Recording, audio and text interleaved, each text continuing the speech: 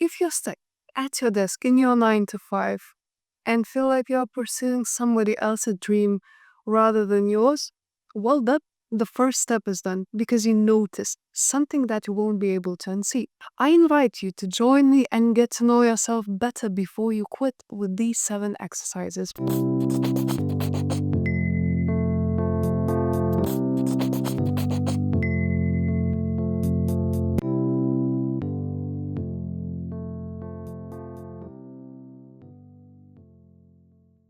Hi everyone, my name is Brigitte and this is my first YouTube video, which obviously I have time for this now because I'm the one of those who quit their 9 to 5.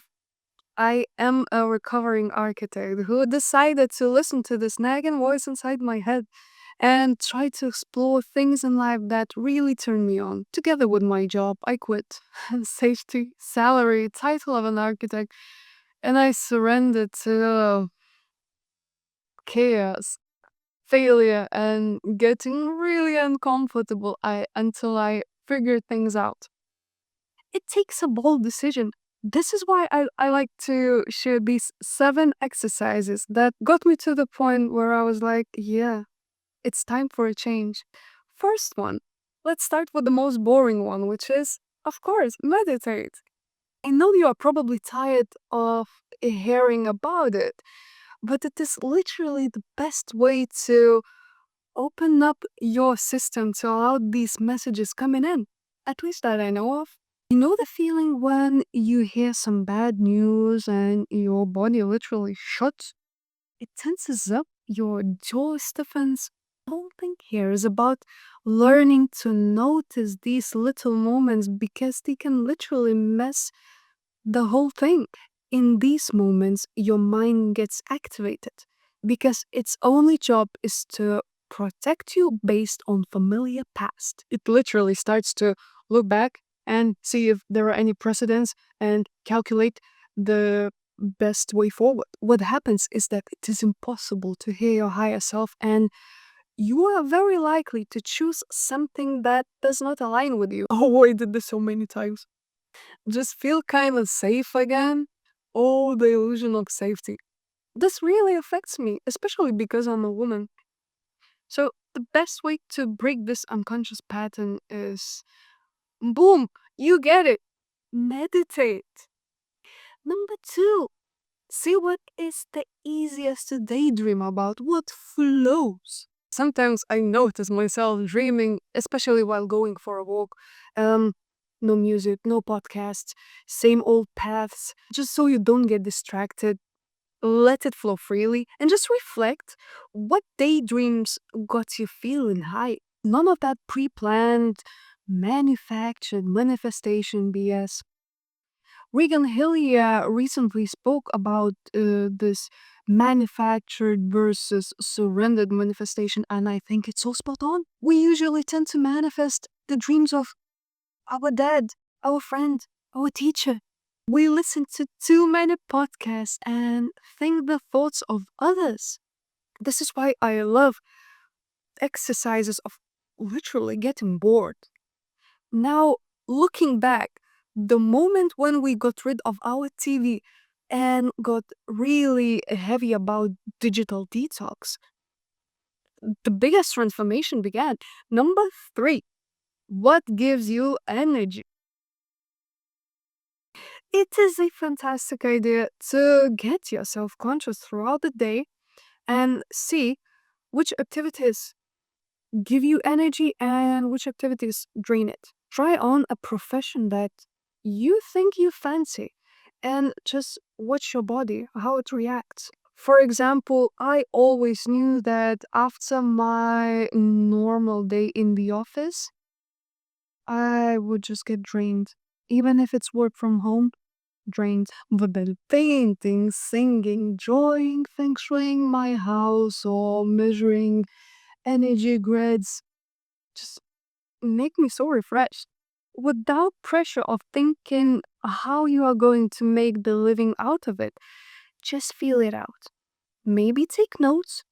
It's like trying on new pants. Number 4, doing shadow work.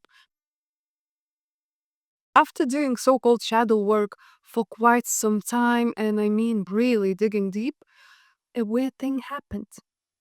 Suddenly, it is not as dark as it seemed in the beginning because I fell in love with my dark traits: anger, fear, chaos, conflict. How I see it is like an outfit. You know, when you don't want everything just perfect and plain, that tension makes the whole thing stand out, makes it extraordinary. A little a little bit of drama is spicy enough if you know how to use it and to enjoy it. Number 5, follow your dreams. Literally, remember and study your dreams. There is this great book by David Willcock. Love that guy. Awakening in the Dream. Link below. You will not need your grandma's dream meaning book for that.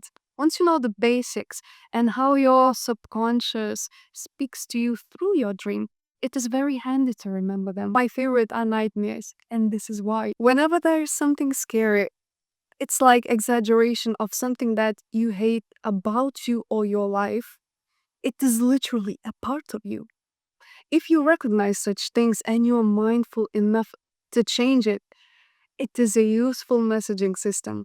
So give that monster a kissy next time you are lucid. Number 6, quantum healing hypnosis therapy. Yeah, that's it. I decided to have QHHT invented by Dolores Cannon about a year ago. And it was super useful for sure. Shout out to Monika who performed it on me in Lithuanian. It's because you kind of need it in your native language, and I'll link her details down below for those fellow Lithuanians watching, if any. But then what gave me the most momentum was started thinking about all the life questions that I'd like to ask my higher self about. And voila, even before I was stripping, I started receiving almost all the answers.